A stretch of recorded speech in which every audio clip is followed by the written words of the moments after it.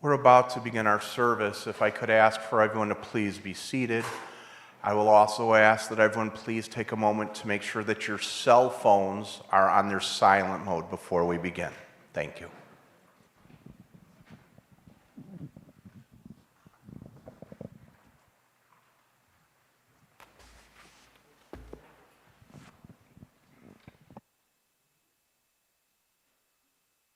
God, what are we that you have regard for us? What are we that you are mindful of us?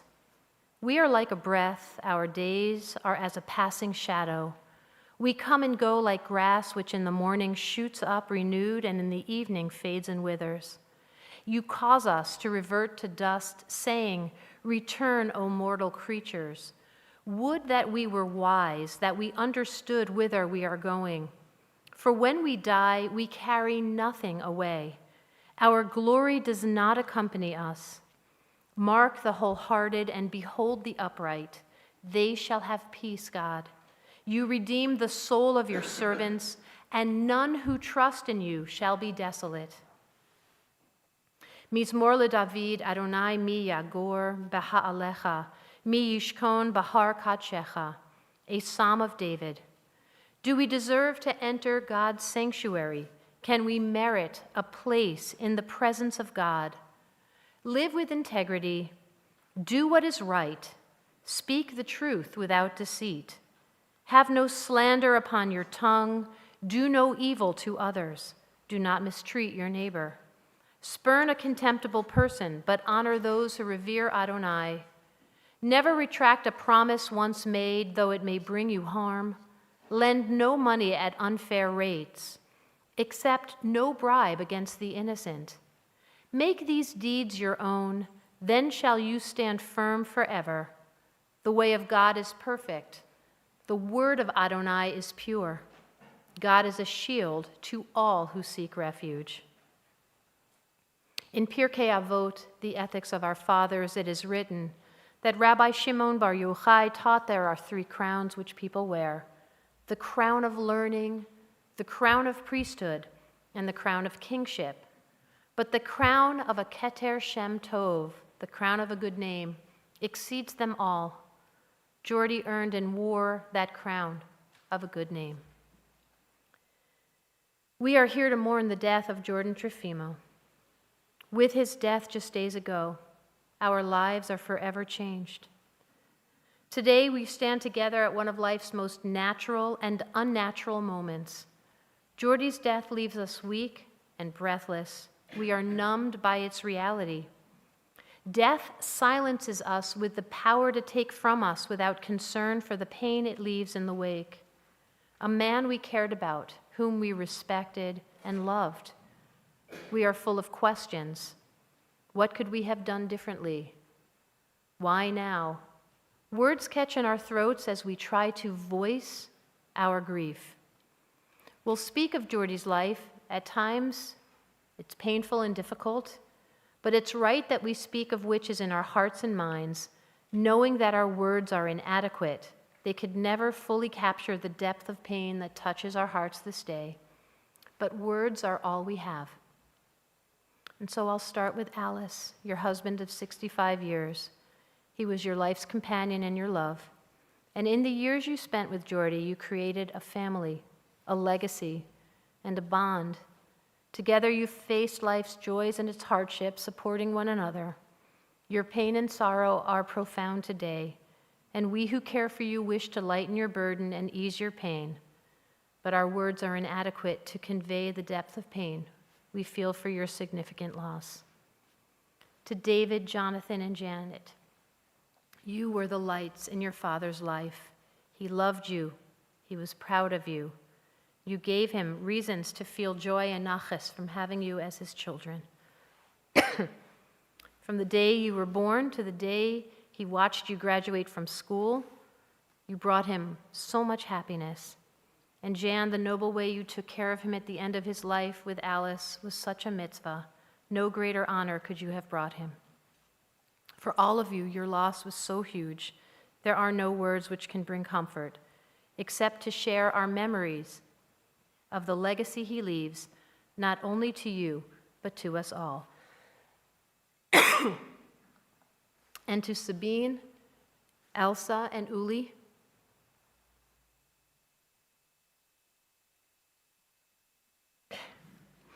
Jordy was grateful that his children found life partners who complemented his children. He was so happy that his and Alice's example of a strong marriage was passed down to you. He loved you like you were his own, and he was so proud of you as well. Our hearts go out to you on your loss. And to Jessica and Rachel, Hannah and Leah, if your parents were the sun and moon, you were truly the stars of Jordy's life. He cherished you, he appreciated all you did with him, and he lit up every time he got to interact with you. You brought him tremendous pride and joy. And to his sister Vichara, to lose a sibling is such a huge loss. There was a large gap of years between you, but you still forged a deep bond with your brother. Our hearts go out to you as well during this time of grief. To offer more words about Jordy's life, it is my honor to invite forward Harold Whitkov.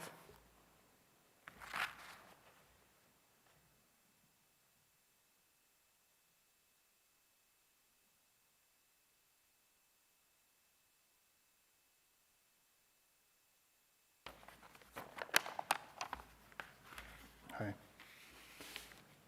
I'm a close friend of Jordy's, but I'd prefer to be thought of as Jordy's chess buddy. I met Jordy a number of years ago in Torah study. He and Ashley ran the summer Torah program. Jordy would provide his military expertise to some of the battles described in the Tanakh. It was fascinating. I retired a dozen years ago, and I started playing chess recreationally 2 days a week. When Jordy found out I was interested in chess, he offered his help, naturally. Jordy, of course, was not your run-of-the-mill chess player. He was what's called a chess expert, meaning he had a United States Chess Federation rating over 2,000, probably the least of all his great accolades. So Jordy and I started to play once a week for 3 hours at a time in the Elmhurst Library. We played for years. Jordy was a phenomenal player. He took chess to a new level for me. We talked at length about each game. Jordy beat me every game we played for the longest time. Then, one day, I actually won. As soon as I checkmated him, I looked up. His hand was extended to me, and he had the biggest smile on his face. He was so happy for me. That day, Jordy taught me that chess was not just about winning. It was about being gracious when the game doesn't go your way. The game of chess and the game of life. Jordy modeled how to act in both to perfection. Jordy was the consummate gentleman. When playing chess at the Elmhurst Library, it was not unusual for a passerby to acknowledge Jordy, an acquaintance, a friend, or a former grateful patient. I found it all very touching. One time, Jordy and I were mentioned in an article in the local paper. The piece boasted about what a great library Elmhurst had, with so much activity going on. The story didn't actually mention us by name. but it did say that 2 elderly gentlemen show up every week to play chess. Jordy had a small little book that he had the recorded moves of the games he played in his chess competition days. Often, before we would begin our games, Jordy would play out one of his favorite games from the past on the chessboard. He would also provide me with who he was going up against and what that person's rating was. I loved it. I used to bring my iPad to our chess games. The chess program on it could be set at the grandmaster level. Sometimes I had the program analyze our games and moves. What can I say? We were into it. Chess with Jordy was so much fun. After COVID first hit, Jordy and I switched our chess play from the Elmhurst Library to Jordy's house. That continued until very recently. I miss playing chess with my chess buddy. I miss you, Jordy.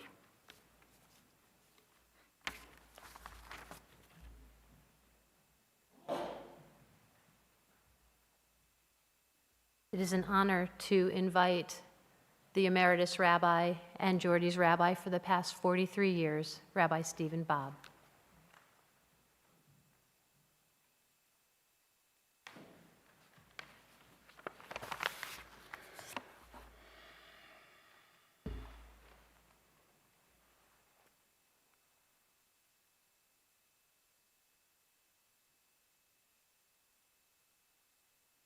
Let me straighten myself out here. Jordy wouldn't want me to look messy.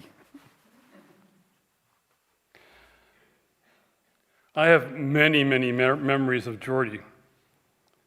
We can each summon specific moments that exemplify who Jordy was.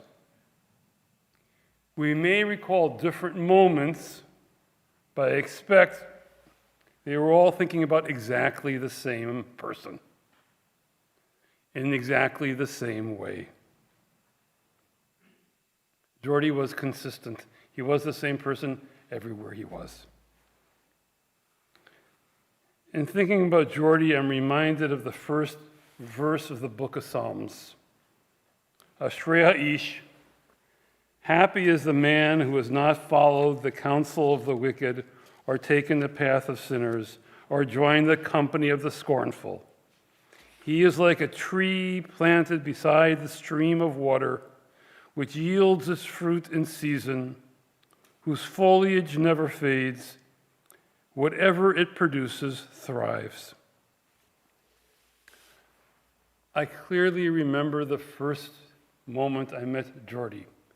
In the summer of 1981, I was about to begin my service as rabbi of the congregation.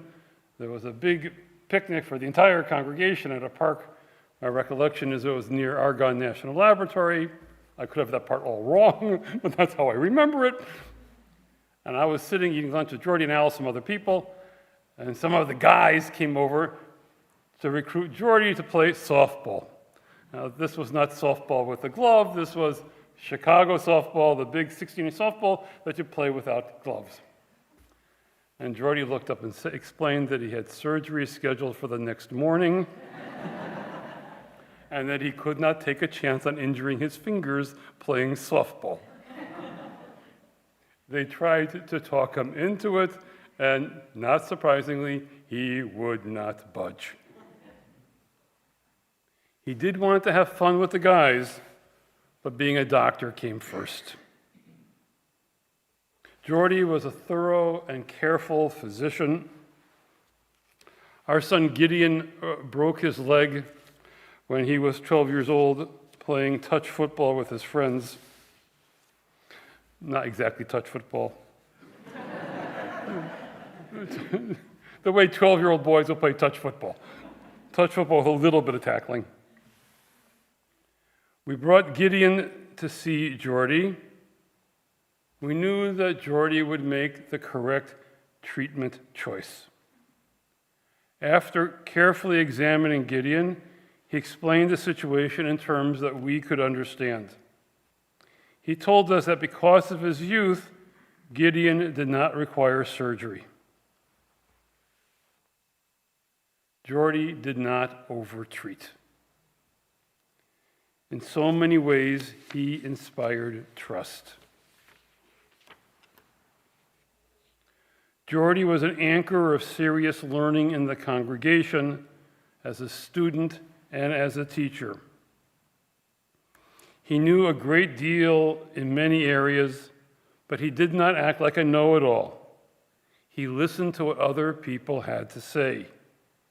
With clear thinking, he responded, saying exactly what he meant. Geordie and Alice were stalwarts of our Torah study group. Geordie enjoyed the details of the text. He continued to learn more and more about the intricacies of Hebrew grammar and verb forms. There were days when Ashley and Geordie and I were the only ones who cared about such things, but the three of us had a wonderful time having a conversation while people waited for us to return to something they understood. Geordie was also interested in how the biblical stories fit into the history of the larger world. Geordie was very interested in military history, an interest that I share. We could have a fine time talking about battles. When I told the group that the battle for Chattanooga was my favorite Civil War battle, now, I know everyone doesn't have a favorite Civil War battle. I do. When I explained this one Saturday morning to the Torah study group, it was a battle I thought I fully understood, but it turned out there was somebody else in the room who knew more about it than I did. Geordie and I had one ongoing disagreement. Sometimes rabbis report ongoing disagreements with members of the congregation. I am quite certain in the entire continent, Geordie and I were the only rabbi congregant who had an ongoing disagreement about King Ahab.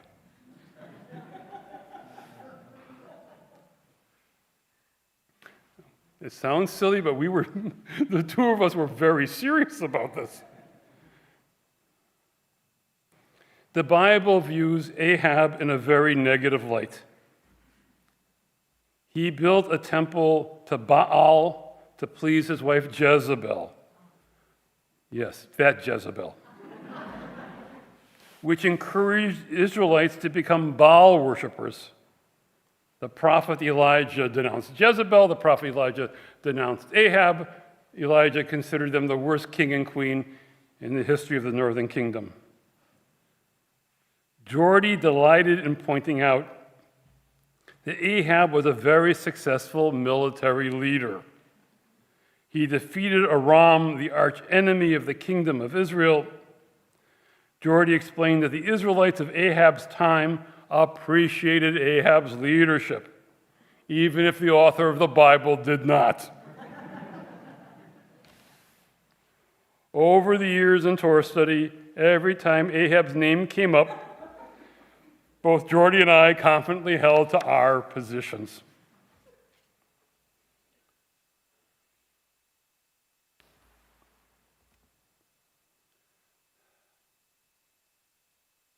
On Monday, I stopped by to visit with Geordie, Jan and Allison with Geordie, and I had a few moments of private conversations with Geordie.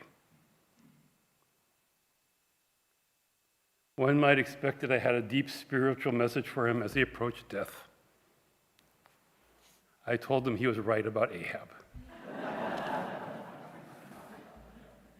That was the gift I had to give.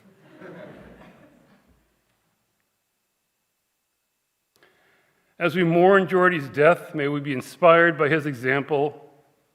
He was indeed like a tree standing beside the streams of water. He yielded fruit in its season, and his foliage never fades. Whatever he has produced has thrived.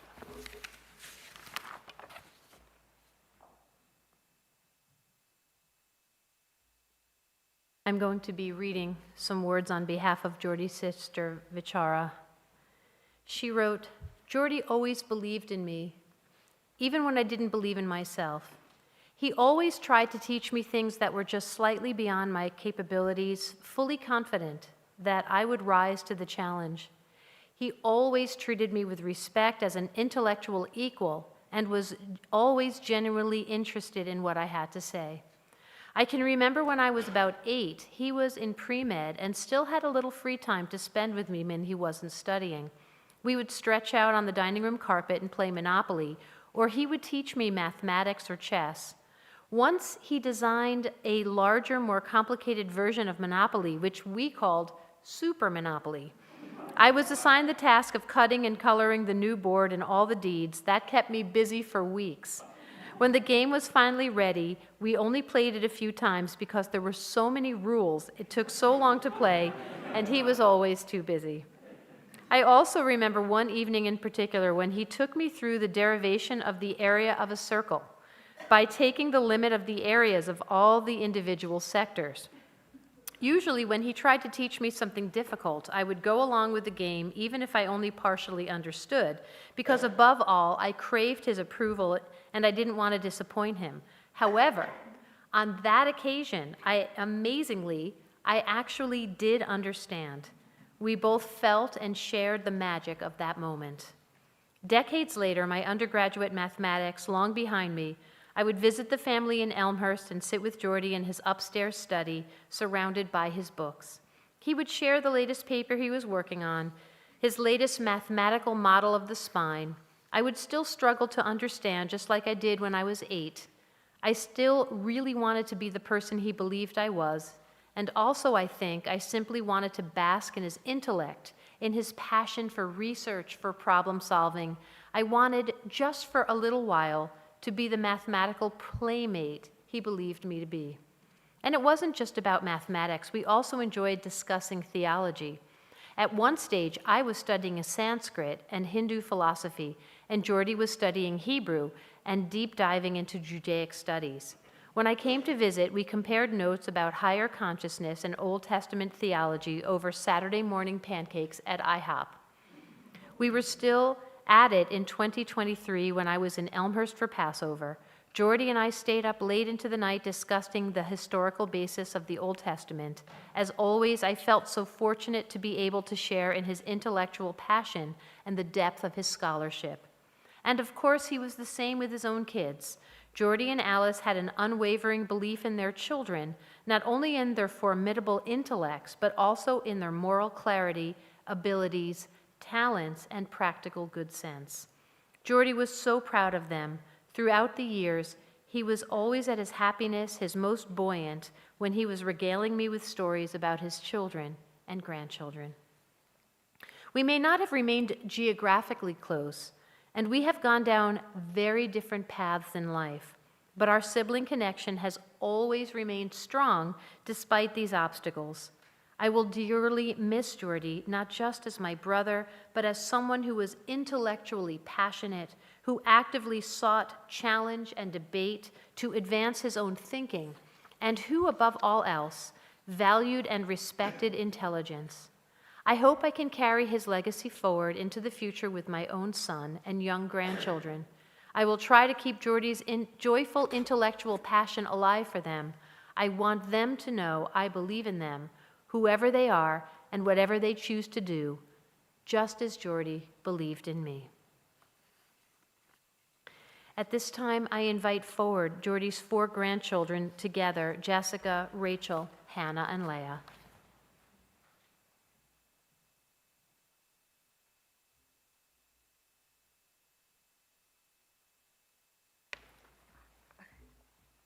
Good afternoon. We wanted to thank you all for coming in honor of our grandpa, Jordan Trafimow. We are his 4 granddaughters, Jessica, Rachel, Hannah, and Leah. Our grandpa was an incredibly kind-hearted man, and as many of you know, he had 3 great loves: for knowledge, especially if it related to medicine or math, for his family, and above all, for our beautiful grandmother, Cece. As his granddaughters, we were especially spoiled by his love for us. He shared in our triumphs, was a source of comfort when we felt low, and was an unwavering pillar of unconditional adoration.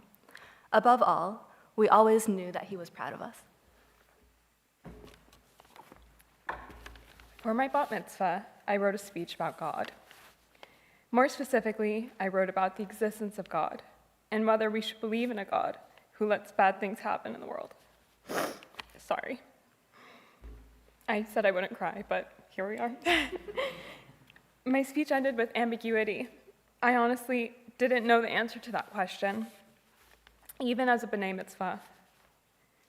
At the time, I was 12 years old, about to turn 13, and I was still finding my voice. I knew what I wanted to say, but I didn't know if I should say it. And whoever put this here, thank you.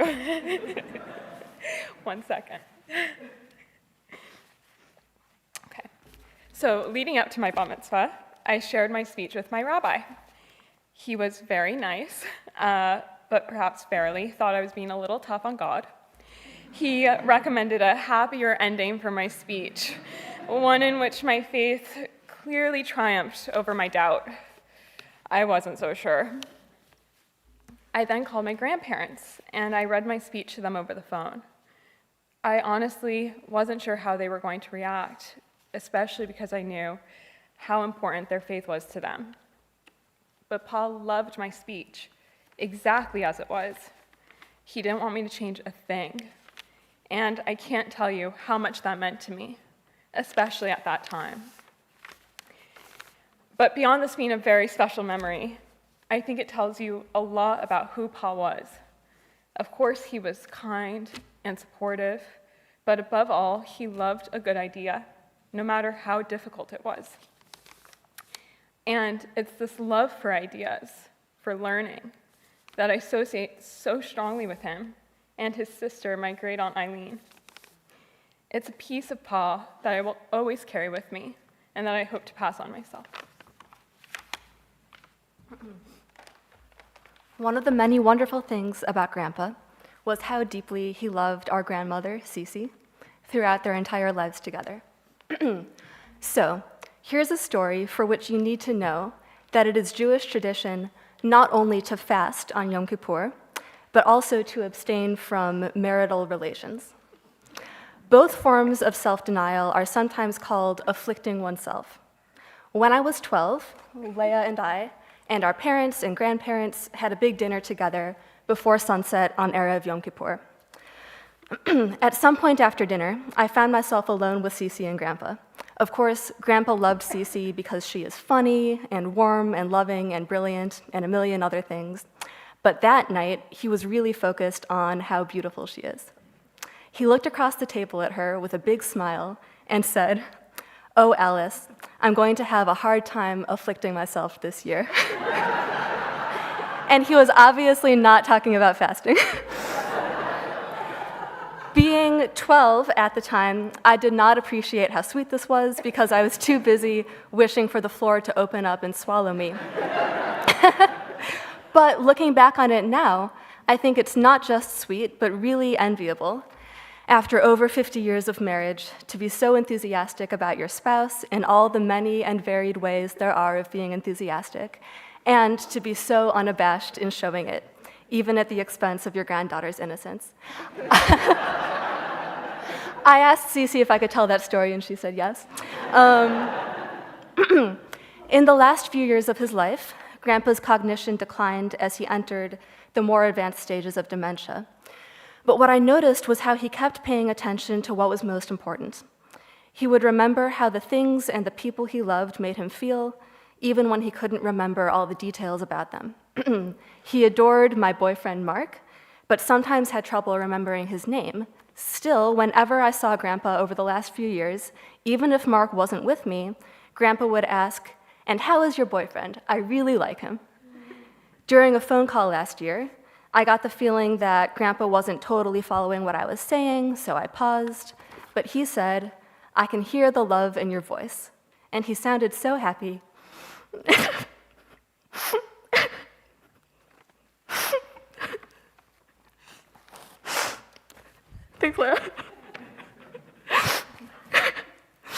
that I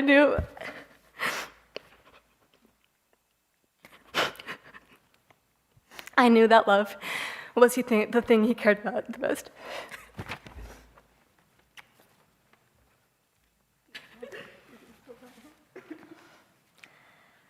When I was in 4th and 5th grade, I went through a serious letter writing phase, and Cece and Pa were all too happy to indulge me.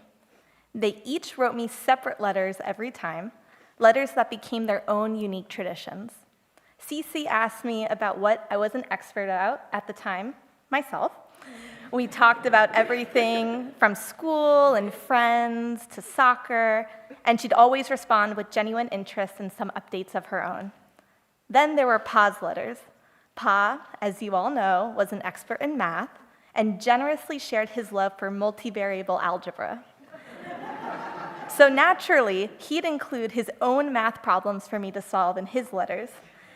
Exactly how a 5th grader wants to spend their weekend. But looking back, these problems were about much more than math. They created a bridge for me to connect with both my dad and my grandfather. For that first letter, my dad helped me with Pa's problem pretty easily, and we sent it back proudly. Pa wrote back, "Perfect. Since that was simple, let's try a harder problem." I still remember the moment my dad and I stared at that paper, both of us scratching our heads, probably wondering what we got ourselves into. I'm not sure exactly when our letters stopped. Either I moved on from my love for letter writing, or maybe my dad couldn't handle the math anymore. But those letters and Pa's enthusiasm for sharing his interests are what I'll always carry from him. I'm not gonna cry.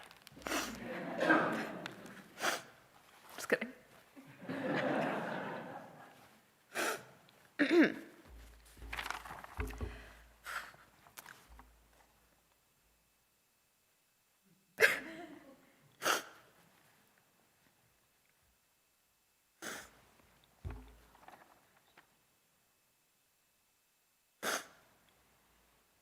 It's performance art.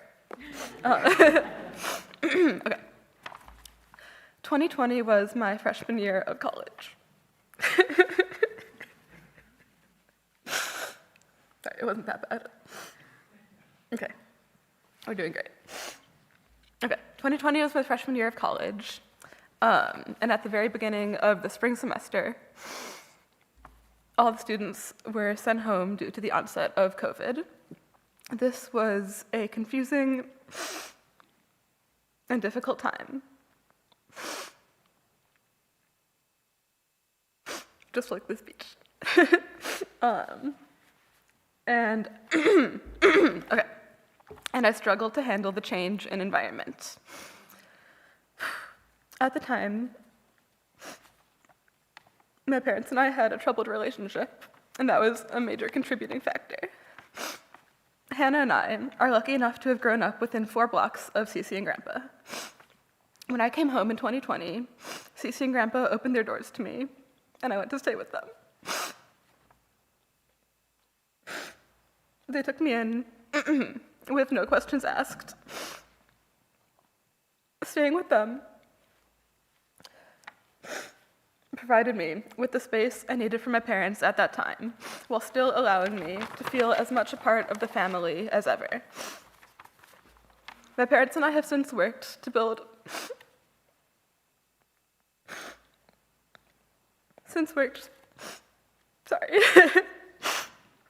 to build a stronger relationship than ever.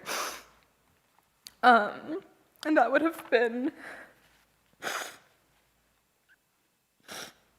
a lot harder to do without Cece and Grandpa's giving me a second home. Their unquestioning support helped me to get to a healthier place, and it helped the family as a whole get to a place of healing. In the months that I lived with them, my grandparents constantly made me feel welcome. For as long as I can remember, Grandpa was always delighted to see his granddaughters. This held true throughout my time living with him. Every time I walked into a room that he was in, Grandpa's face would light up. He was constantly interested in my life and plans for the future, and he showed nothing but belief in and admiration for those plans. Living with your grandparents is honestly a great self-esteem boost. Grandpa's adoration for Cece was always beautiful to see, and his adoration for me was bolstering at a time when I really needed that. I remember one time, all I did was cut a piece of pizza and transfer it to a plate, and Grandpa gave me an unironic round of applause. Like, completely sincere. It was so sweet, and it made me feel really great about myself, and Grandpa did things like that basically every day. My favorite memory of Grandpa from my time living with him is the way he responded when I asked him, "What was your favorite age to be in your life?" His answer was, the ages he had been when each of his 3 children was born, and the subsequent periods during which he got to watch them grow up. I thought that was such a beautiful answer, and I think of it often. What struck me was that he didn't need any time to consider. That was his immediate response. That, to me, encapsulates the best of who Grandpa was, someone who, above all else, took pleasure and fostered growth in the lives of his children and grandchildren. For all these reasons, and many more that we do not have time to share, we were so lucky that Paul was our grandfather. He lived an extraordinary, full, and happy life, and he brought us so much joy. He will be missed, and may his memory be a blessing.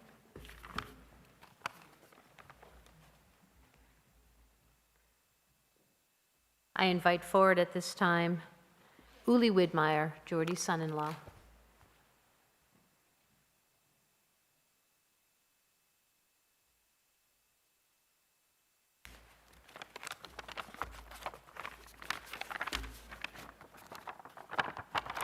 I may have known him as Jordy a long time ago, but for 20 plus years, he called me Papa, and I called him Grandpa.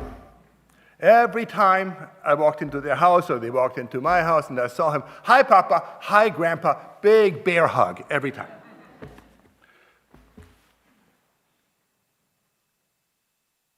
Three, 4 days before he died, he was slumbering, he was far away. And I walked into the room and said, "Hi, Grandpa, it's Papa." And he opened his eyes and he got just the smile that he could muster, and he said with a surprisingly strong voice, "Hi, Papa." Certain things never changed. Now I want to go to the very beginning. I met him in the late 80s, and my parents met him, I think, probably in 1990 or so. I was very curious what they would think of him. And of Cece, too, of course. But since we're talking about Grandpa, okay. My mother of blessed memory was not one to hold back with her opinions. And when I got them, just me and my parents, I didn't have to ask. I walked in the room and my mother is gushing. She says, "Oh my God, I have never seen such a beautiful person as this Jordan Trafimow. This face, that face, the intelligence, then the emotion and the warmth that this face radiates, I've never seen anything like it." My mother was not easily impressed. But it's true, there was that, we talk about the math and we talk about the analytic powers, but we've heard about the warmth, we've heard about the love, we've heard about the incredible richness of emotion that was in him. And early on in our relationship, late 80s, early 90s, no Papa yet, no Grandpa yet, he sensed that I needed something. I am, as some of you may know, a person of reasonably strong affect. And, when I talk like this. And when I talk and I have a debate with somebody I disagree with, I might get very animated. And back in Germany, in my family, that was often interpreted as me being hostile or challenging or unduly taking issue. And people would stop listening to me and only pay attention to my affect. And that had quite a bit of detrimental effect on me. My self-image made me terribly insecure. It made me, in a way, feel crazy because I knew what I was saying, but I wasn't being heard.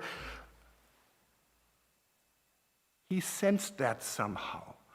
And he would get into serious discussions with me where we seriously disagreed, and I would start doing that, and I would start holding back a little, and he goes, oh, no. There's a difference between searching for truth and trying to win an argument. We are searching for truth. Go. And I would have added, and I would, do what I do in order to get my point out, and he would pay zero attention to my affect, none. He would simply listen to what I had to say, and then without any problem whatsoever, any hang-up whatsoever, just simply respond. And it was eye-opening to me. I didn't, this is possible, that somebody actually listens to what I have to say. It was a real revelation, and to this day, it's an important part of my self-constitution.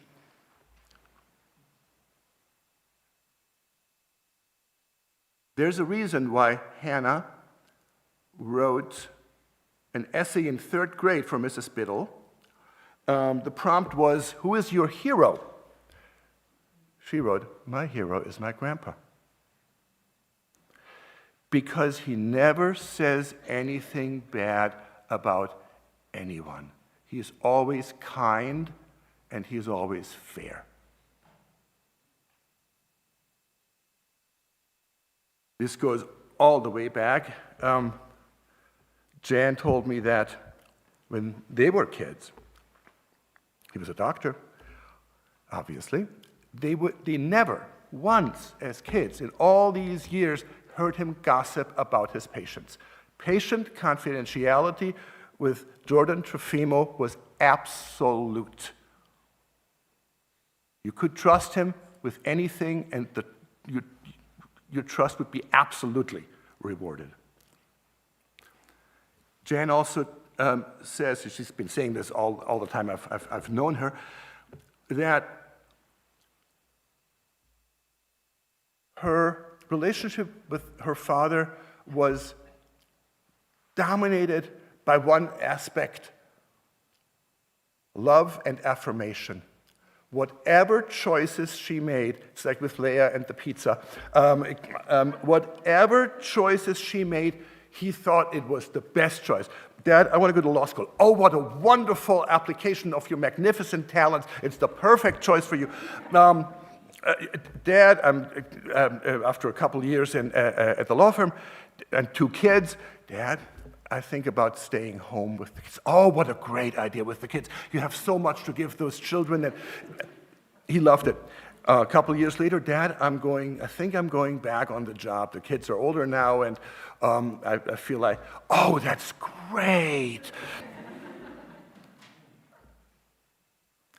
His morality went all the way down as one of the foundational structures of his personality.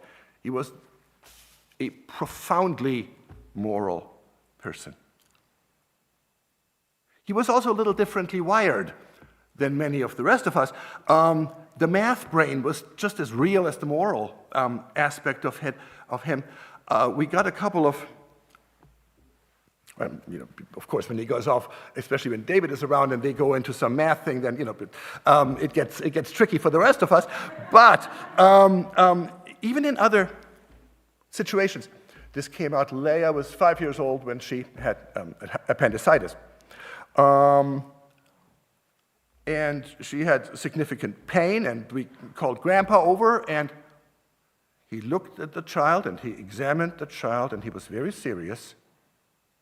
And he goes, "I cannot exclude the possibility that this child has appendicitis."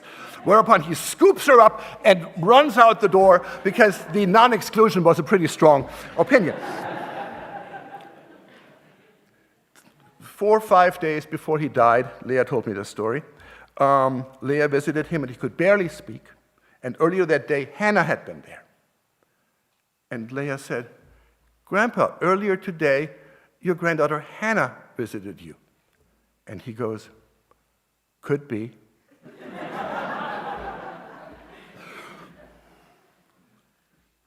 All the love of discussion, all the love of analysis and math and disputation could, in some amusing ways, take a backseat to the love of his family. We shared many Shabbat dinners when the girls were younger, and we'd get into some discussion, and Hannah would say this, and Leah would say that, and Jen would say something else, and I would say something else.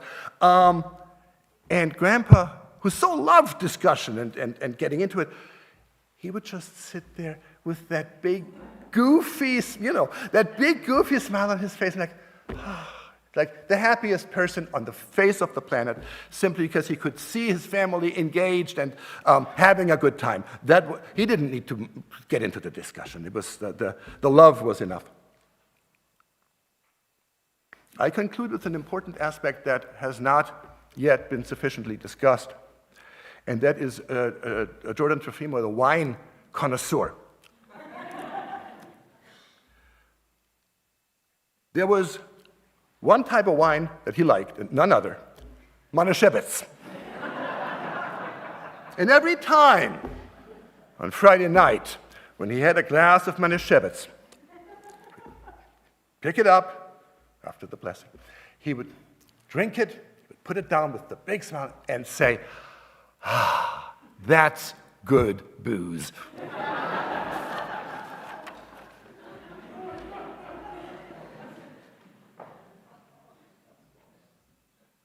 And finally, I invite forward Jordy's son, John.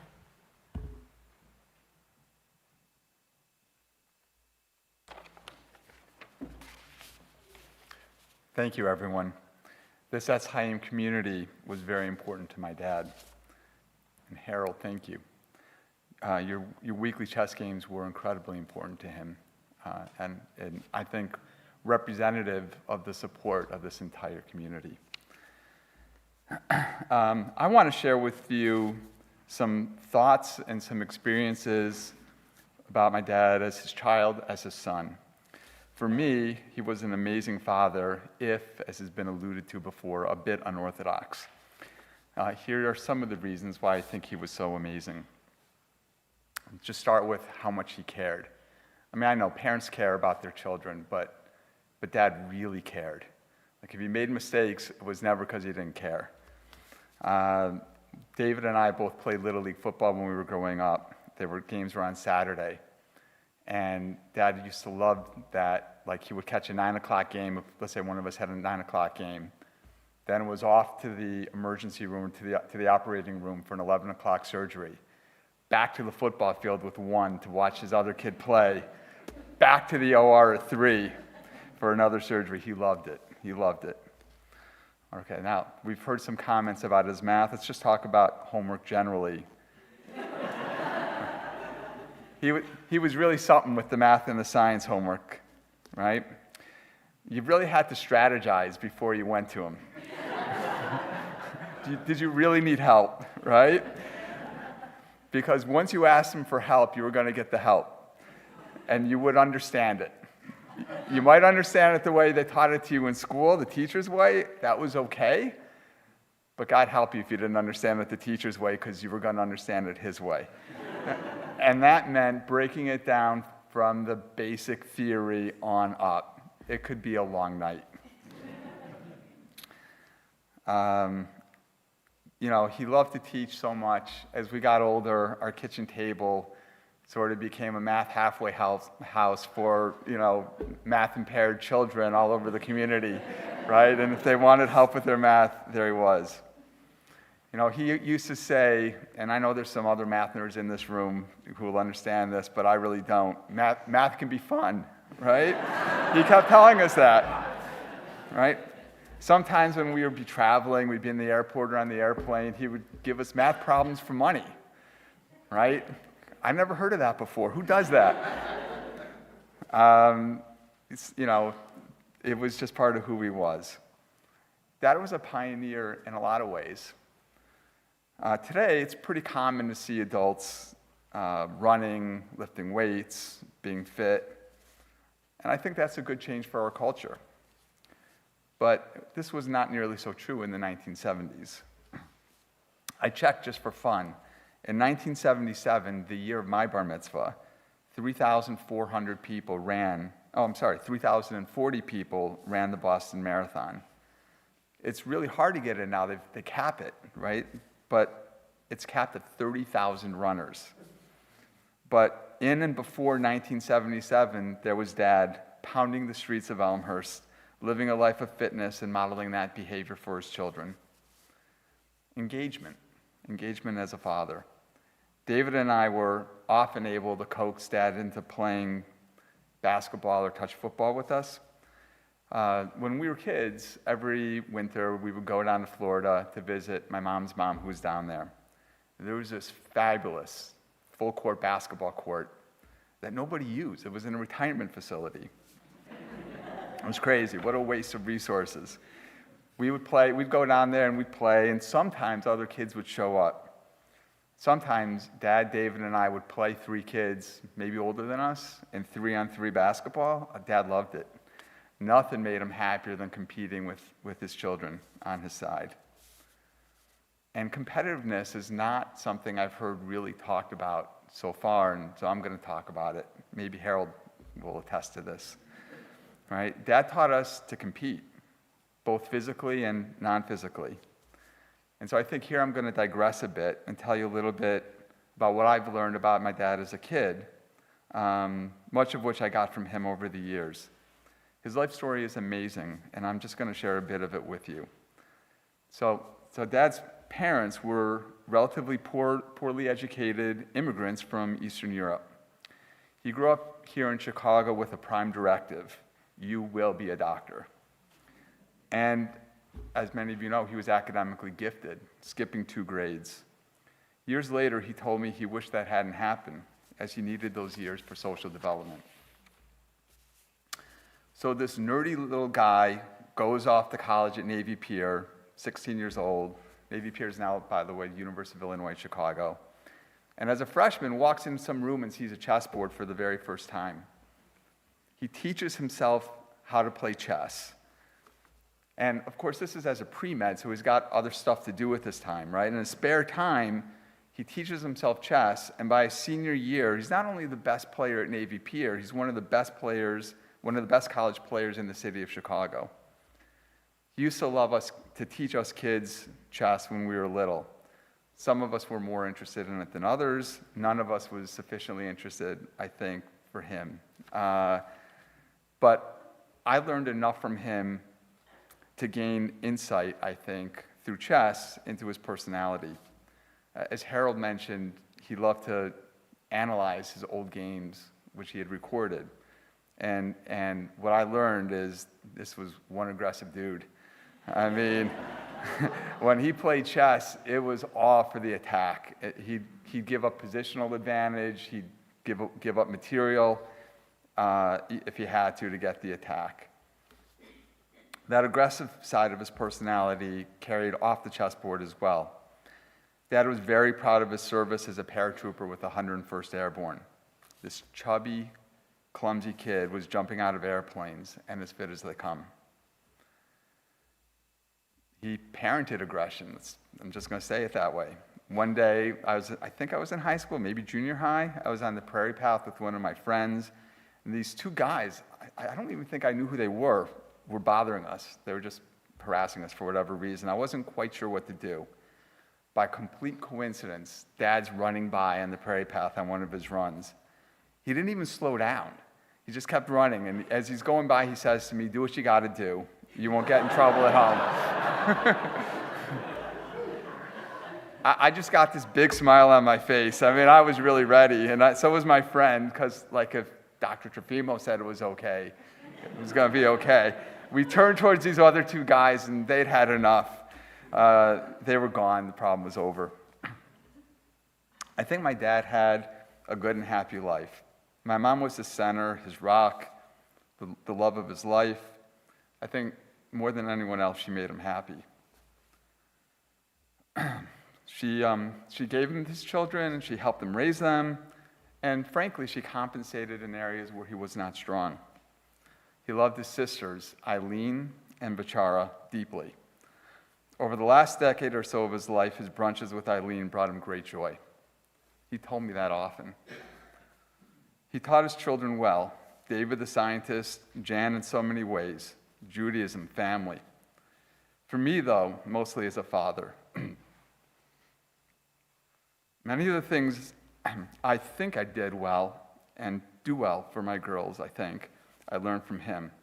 And for that, I will always be grateful. I love you, Dad. Thank you for teaching me to be a better person, a better husband, and most of all, a better father.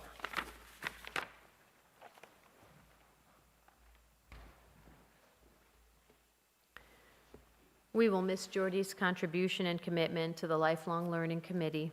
We will miss his presence at every Brotherhood event. We are grateful for his quiet contribution and made many things possible behind the scenes. But most of all, I personally will miss seeing Jordy at services and will miss his presence every week at Torah study, a place where he found tremendous joy in the learning of Torah and contributed many insights to our studies. Even when his memory waned, he would every once in a while recall something that Rabbi Bob had said 25 years ago. Or he would share something from his past decades that would be relevant to the topic at hand. Most of all, I will miss Jordy's gentle kindness and his presence in our world. Though death is strong, it can never take from us the memories we hold, the feelings we cherish, the images forever etched upon our hearts and souls. Know that there were many more stories to tell and others who could have shared them with us, but continue to share these stories, and by doing so, draw some comfort from them. Call upon your memories at the Shiva and well into the future, for through the stories of Jordy, we are forever bound to this man whom we gather to mourn today. It is my hope that the legacy of scholarship, learning, commitment, and love that he leaves to us will continue to inspire and guide us through all the days of our lives. And in this way, death cannot separate him from us, for when we remember Jordy, he will continue to live on, even in death. May the memory of Jordan Trafimow, whom we loved in life and still love in death, bless our thoughts and actions. May his memory burn brightly within our hearts and souls.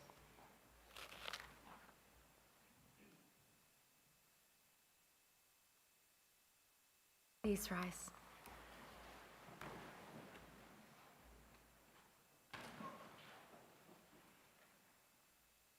Ilmale rachamim shochin b'meromim hamtzi menucha nechona tachat kanfei hashchina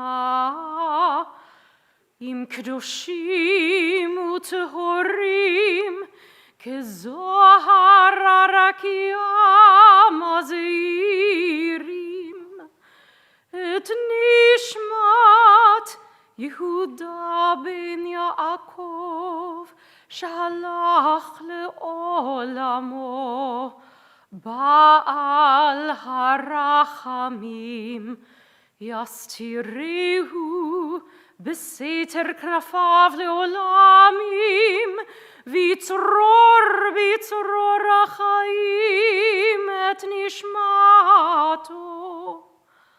אדוני הוא נחלתו, וינוח בשלום על משכבו, ונאמר Amen. Compassionate God, eternal Spirit of the universe, grant perfect rest in your sheltering presence to Jordan Trafimow, who has entered eternity. O God of mercy, let him find refuge forever in your presence, and let his soul be bound up in the bond of everlasting life. God is his inheritance. May he rest in peace, and let us say, Amen. Please be seated.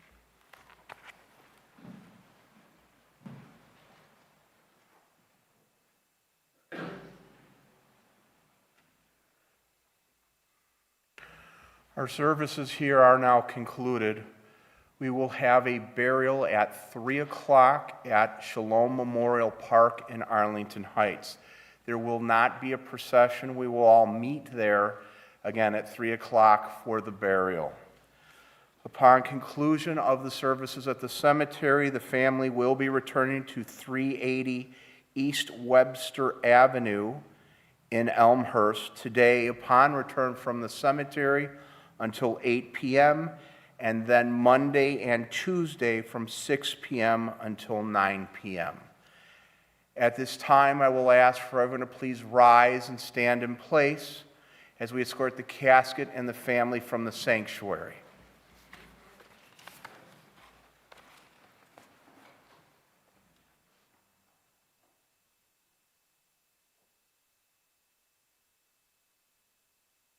Pallbearers, please follow directly behind.